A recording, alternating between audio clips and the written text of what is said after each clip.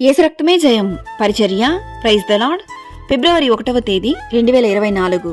ఈరోజు దేవుని వాక్యము. అప్పుడు సర్వశక్తుని యందు నీవు ఆనందించెదవు, దేవుని తట్టు నీ ముఖము ఎత్తెదవు. యోబు గ్రంథము 22వ అధ్యాయం 26వ వాక్యము.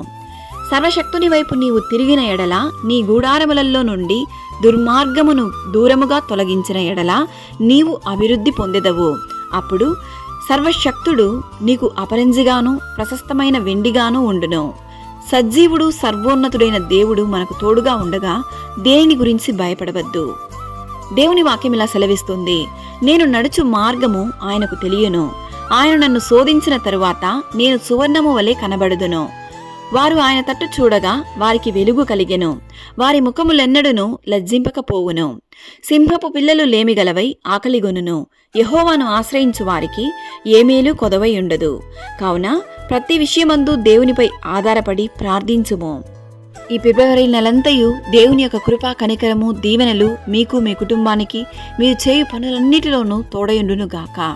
దేవుని యొక్క సమాధానము, దేవుని యొక్క సంతోషము మనందరికీ తోడయుండునుగాక.